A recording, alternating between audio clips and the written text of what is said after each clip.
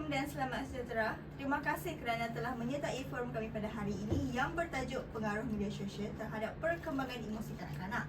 Saya Syahriatul Nabiha Amani dan bersama saya iaitu Syafiqah Nasuha akan mengendalikan sesi pada hari ini.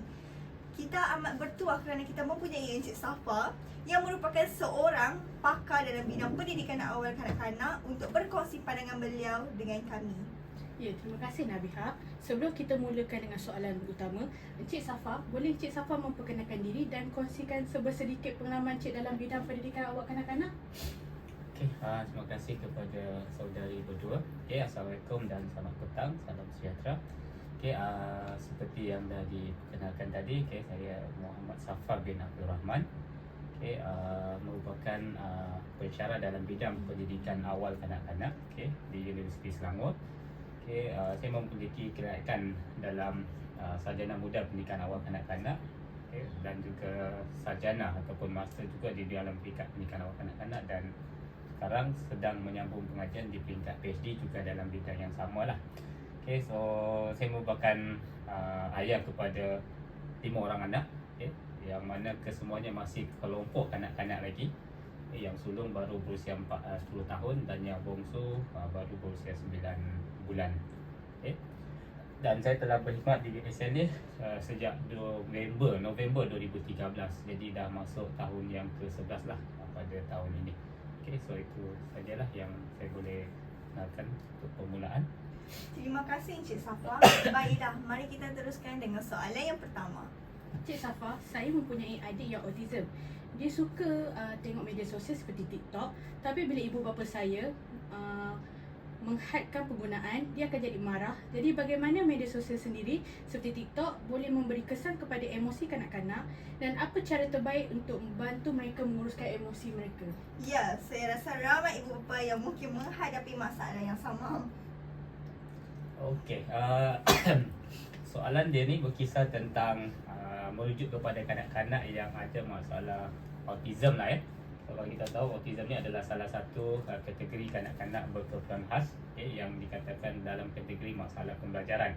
Jadi kadang-kadang kita kena lihatlah spektrum autism itu sendiri, sebab dia ada beberapa peringkat dia tersendiri, daripada peringkat yang rendah sehinggalah kepada autism yang teruk. Sehingga kalau yang teruk ni sehingga tahap boleh mencederakan diri sendirilah.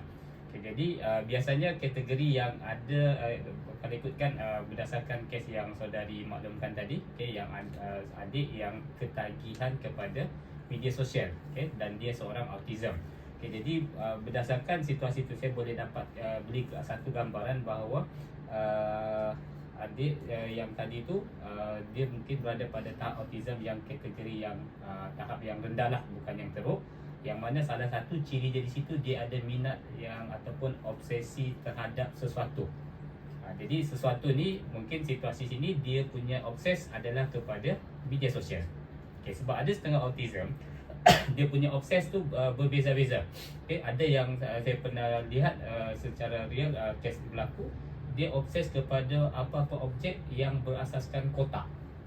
Jadi bila dia dapat benda tu, dia akan meneroka, dia akan pegang. So di situlah keseronokan dia. Jadi dalam situasi ni tadi, dia obses kepada media sosial. Jadi autism ni pula, dia ada 3 ciri utama lah masalah yang biasanya berlaku pada kanak autism. Dia ada masalah dari segi komunikasi, yang kedua interaksi sosial, dan yang ketiga masalah tingkah laku. Tu basic lah, 3 basic utama masalah yang biasanya dihadapi oleh kanak-kanak autism. Jadi bila dia dah ada obses kepada sesuatu dan dia tak dapat memenuhi ataupun keperluan itu tidak dipenuhi, biasanya dia akan bertindak balas dengan tingkah laku yang kita kata bermasalah. Paling tidak mungkin dia akan tantrum. Itu salah satulah. Dia tantrum, ataupun mungkin dia akan bertingkah laku yang tak normal lah, apatah lagi dia sendiri pun dalam situasi seorang autistik ataupun autism. Jadi di situ dia akan sebab pada dia kepuasan dia bila dia dapat menggunakan media sosial. Tapi di satu sudut, ibu bapa pula mungkin dia ada kesedaran bahawa pendedahan yang terlalu lama terhadap ataupun ialah bila media sosial ni nak tak nak kita akan kaitkan dengan gadget, peranti lah. Jadi dia akan ada pendedahan yang terlalu lama kepada skrin, ataupun dalam konteks ni disebut sebagai screen time. Jadi di situ dia akan mendapat kepuasan bila dia dapat melihat benda tu. Jadi bila dia tak dapat, biasanya dia akan bertingkah laku macam tadilah, dia akan tantrum, ataupun mungkin dia akan memberontak, ataupun mungkin dia akan maksudnya tidak bekerjasama lah, ataupun tidak beri kerjasama terhadap ibu bapa di rumah. Jadi itu biasanya yang akan berlaku lah berdasarkan situasi itu. Encik Safa, secara umumnya, adakah media sosial seperti TikTok ini yang sangat menarik perhatian dengan warna-warna terang dan animasi menyebabkan kanak-kanak lebih mudah tertagih? Bagaimana ciri-ciri ini mempengaruhi perkembangan emosi mereka? Okey, kalau kita tengok lah macam media sosial ni, ataupun dari segi, yalah, kalau kita tengok dulu kanak-kanak dia suka tengok macam kartun kan, ataupun animasi-animasi yang mana dia ada macam visual ataupun daya tarikan di situ lah. Okay, jadi media sosial juga, dia ada ciri-ciri yang macam tu. Sehingga kan kanak-kanak pun boleh tertarik kepada benda tu. Sebab sekarang, yalah, kalau kata even kalau kata yang macam animasi-animasi pun juga dapat diakses melalui aplikasi media sosial itu sendiri. Jadi bila dia dah terdedah kepada orang kata media sosial itu sendiri, ataupun sama ada dia terdedah secara langsung ataupun tidak langsung, jadi di situ dia boleh kita kata dia dah macam ada satu proses awal lah, macam kita groom dia untuk terpengaruh lah, ataupun tertarik kepada media sosial sendiri. Sebab mungkin dari segi konten, ataupun mungkin yang pada kanak-kanak ni mungkin hiburan, ataupun dalam tu juga dia boleh akses kepada pelbagai aplikasi-aplikasi permainan. Jadi maksudnya ibarat pada kanak-kanak di media sosial, semua yang dia perlukan ada di situ. Jadi itu tarikan dia lah, dan dia akan maksudnya mudahlah untuk dia lebih obses, ataupun mudahlah untuk dia kata keinginan dia untuk kepada media sosial itu sentiasa ada lah, macam tu. Untuk soalan seterusnya, Cik Safa, kanak-kanak kadang-kala akan mencuba meniru apa yang dilihat di TikTok, terutamanya kandungan yang bersifatkan hiburan. Jadi apakah impak kandungan seperti ini terhadap tingkah laku kanak-kanak? Okey, dia kalau dari segi psikologi dia, satu ciri kanak-kanak dia akan belajar melalui persekitaran, ataupun dia akan meniru apa yang dia lihat. Jadi itulah yang berlaku di dalam dunia digital ni. Bila kanak-kanak lihat sesuatu kandungan di media sosial, TikTok ke, ataupun Instagram, ataupun apa-apalah media sosial yang ada, memang kecenderungan untuk dia meniru tu akan ada. Jadi bila kanak-kanak ni, sebab bila bercakap tentang tingkah laku ni dia bukan benda yang semula jadi. Maksudnya lahirnya seorang kanak-kanak tu, kalau ibarat dia kain putih lah, kosong. Jadi macam mana dia terbentuk selepas itu adalah persekitaran luaran dia lah. Jadi kalau katalah di rumah, siapa orang di sekitar dia, ibu bapa, adik-beradik, maka kadang-kadang tingkah laku dia dibentuk berdasarkan apa tingkah laku yang berlaku di rumah. Jadi kalau dalam konteks digital, apa yang dia lihat juga, itu juga akan boleh mempengaruhi tingkah laku dia. Jadi kalau kita tengok sekarang kanak-kanak advance, macam contoh tiba-tiba ada benda, contohlah macam lagu-lagu yang viral, dia cepat tahu. Sebab apa? Dia dapat lihat benda tu di media sosial. Kadang-kadang dari segi penampilan, ataupun dari segi orang kata cara dia berpakaian pun, dia akan mudah terpengaruh. Sifat kanak-kanak, dia akan mengikut ataupun meniru apa saja perlakuan yang ditunjukkan oleh orang di sekeliling. Maksudnya lagi teruk kalau katalah itulah dia punya role model. Jadi kalau dia dah sampai tahap okey, inilah dia punya idola ataupun inilah role model dia, apa saja yang watak itu buat, perilaku ke, bukan saja perilaku, pertuturan dia dari segi penampilan, kebiasaan, dia akan tiru sepenuhnya. So betapa besar pengaruh tu melalui dia meniru. Kan ini yang disuarakan oleh Vygotsky kan. Kanak-kanak belajar melalui peniruan. Jadi kalau benda yang dia tiru itu adalah perkara yang positif, maka dia akan terbentuk secara positif. Tapi kalau negatif lah. So dia akan jadi lebih dia berkadar teruslah. Positif, dia akan terbentuk tingkah laku positif. Kalau negatif, jadi dia akan bertingkah laku negatif. Sebab dia bermula daripada tak ada apa langsung. Sebab tingkah laku tak semula jadi, dia boleh dipelajari. Macam mana dia belajar?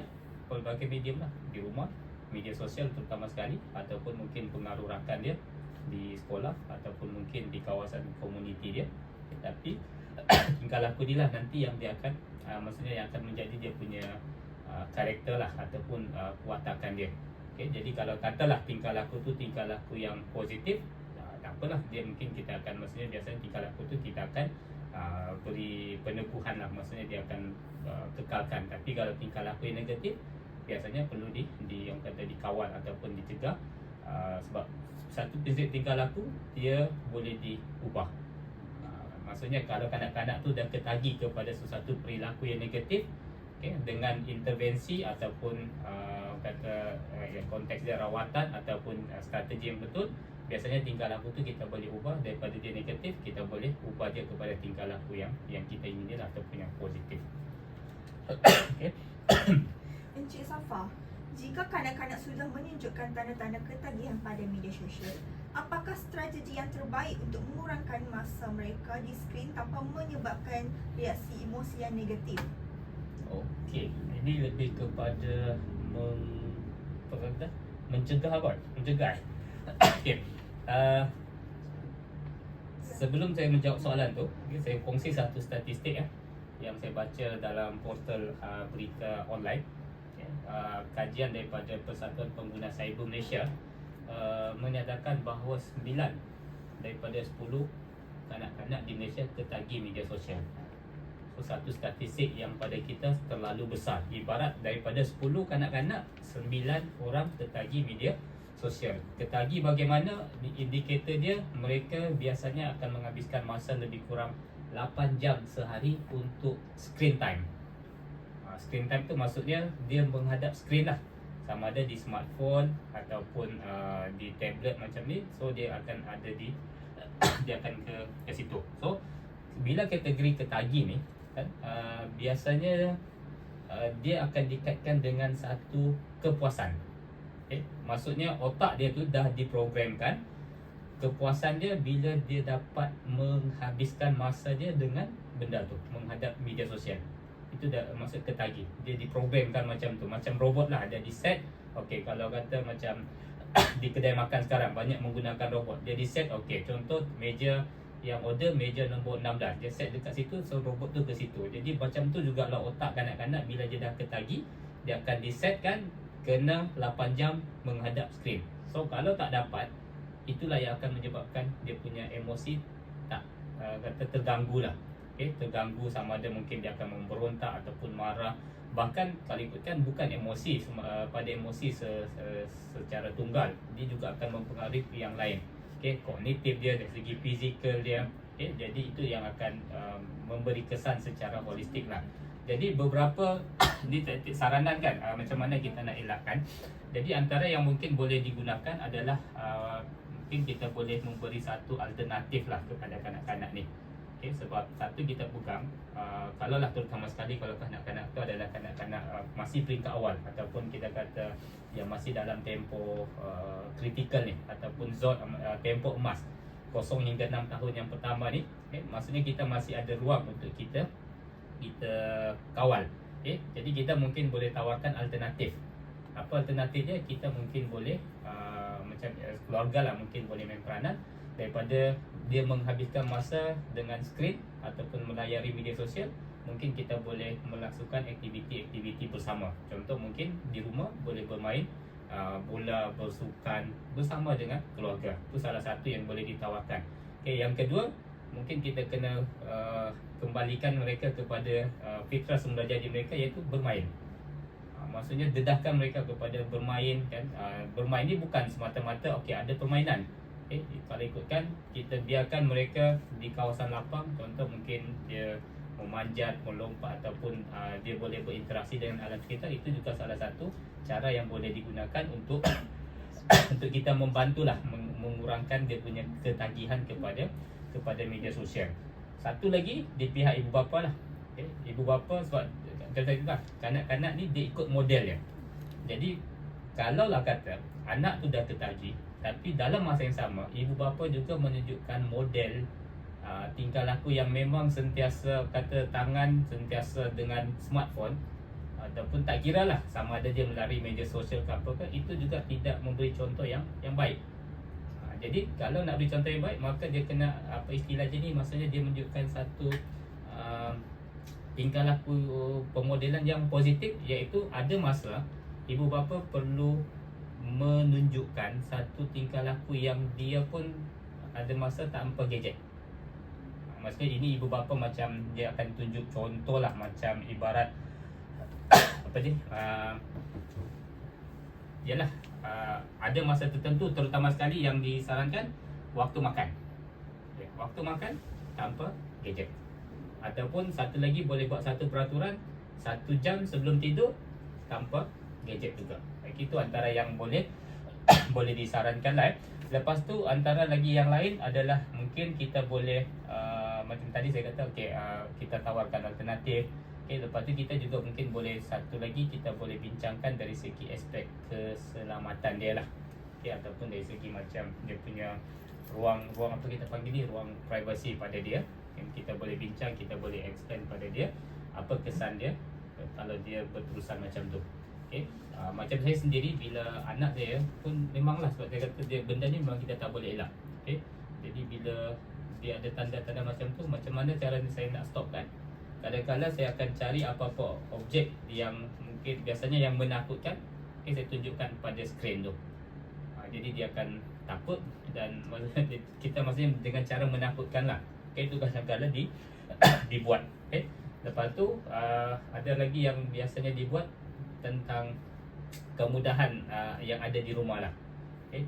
Kita tahulah kebanyakan rumah sekarang dah dilengkapi dengan akses kepada internet kan, yang mana mungkin sehingga satu tahap nak tengok rancangan televisyen pun semuanya bergantung pada internet. Jadi mungkin di sini kedudukan tu mungkin perlu diletakkan di satu tempat yang pada saya bukan tempat yang kanak-kanak tu mudah akses. Sebab ada parents dalam bilik tidur anak dah dilengkapkan dengan komputer, yang mana komputer tu dapat akses kepada internet. Jadi itu sebenarnya menggalakkan. Jadi kalau boleh dalam bilik tidur anak tu tak ada lagi gadget-gadget ni yang boleh menjurus dia kepada internet ataupun gadget. Jadi itu sedikit sebanyak kita macam mengeluarkan dia ataupun mengelakkan dia berada dalam situasi dia akan terdedah kepada benda tu lah. Untuk seterusnya, apabila kanak-kanak marah bila tak dapat bermain seperti aplikasi TikTok, mungkin Encik ada teknik yang boleh digunakan oleh ibu bapa atau penjaga untuk menguruskan emosi kanak-kanak dengan lebih baik, terutamanya apabila mereka sedang marah. Ya, saya setuju. Mungkin ada teknik yang boleh digunakan oleh ibu bapa atau penjaga untuk menguruskan emosi kanak-kanak dengan lebih baik, terutamanya apabila mereka sedang marah atau kecewa. Tak dapat media sosial tu, ataupun maksudnya kemarahan ni adalah respon dia bila mana keinginan dia untuk kata melayari media sosial tu disekat lah. So benda tu akan maksudnya inilah akan menjadi orang kata membuatkan kebanyakan ibu bapa jadi pening kepala lah. Tak bagi dia mengamuk, tak bagi dia mengamuk. Tambah lagi kalau ibu bapa yang bekerja, kadang-kadang cara mudah dia nak kawal anak dia dengan cara bagi dia main gadget. So dia boleh berehat, dia boleh mengurus rumah. Tapi kita perlu tahu kita tak boleh terlalu macam memberi kebebasan. Jadi pada masa situasi yang mana kita perlu stopkan mereka dan kita akan berhadapan dengan situasi dia marah. Jadi kalau dari segi teknik, saya boleh cadangkan beberapa teknik, tapi berkesan tak berkesan dia bergantung kepada kanak-kanak tu, bergantung kepada situasi, ataupun juga bergantung kepada sejauh mana tahap kemarahan dia. Antara yang biasa yang boleh dipraktikkan dari segi yang saranan dari segi macam pakar pengamal ni, satu, kita biarkan dia. Maksudnya istilah dia do nothing. Do nothing lah, maksudnya tak perlu buat apa-apa. Maksudnya dalam situasi ni bila dia tengah marah, mengamuk ke apa tantrum, kita ignore dia. Ignore dia, biarkan dia mengamuk kat situ dengan harapan untuk satu tempoh masa tertentu dia boleh bertenang dengan sendiri. Maksudnya bila kita ignore tu, jangan sesekali kita cuba bercakap dengan dia. Okay, jangan bercakap. So bila kita bercakap seolah kita macam kita fokus kat dia. So ibarat macam kita abaikan je dia. Jadi pada dia, oh dia mengamuk, mak dia tak peduli pun. Dia boleh berfikir macam tu. Tapi yang ni paling simple lah punya strategi. Okay. Yang kedua mungkin kita juga boleh lihat kepada beberapa bentuk macam, biasanya kita akan menggunakan kaedah peneguhan yang negatif. Tak mustahil hukuman pun boleh jadi salah satu teknik dia. Okay, mungkin kita memberikan satu hukuman yang sesuai ataupun maksudnya yang setimpal lah dengan tingkah laku tu, dengan harapan hukuman tu menyebabkan dia rasa takut lah untuk bertingkah laku ataupun bertindak macam tu. Okay. Ada kalanya juga kita kena macam ibu bapa juga, dia kena ada satu konfrontasi. Maksudnya konfrontasi ni dia macam kita berbincang hati ke hati lah. Macam dengan anak tu, kita tanya dia macam ni, kenapa dia macam ni. Jadi kita bagi tahu kenapa kita tak bagi. Jadi dia tahu kita tak bagi ada sebab. Itu konfrontasi lah. Yang mana daripada situ, oh rupanya dia tahu kita tak halang dia untuk bermain media sosial, tapi kita ada peraturan. Maksudnya kita ada kawalan.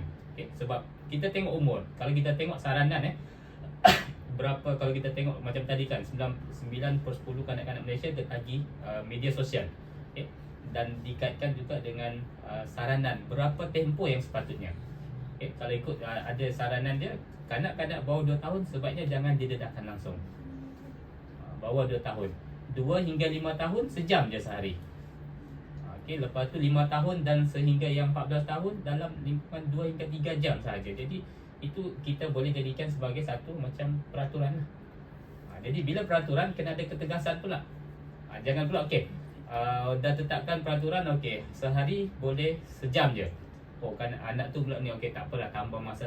Jadi bila macam tu anak ni akan set, oh kalau dia mengamuk, mak dia akan tambah masa lagi, bagi dia masa tambahan lagi.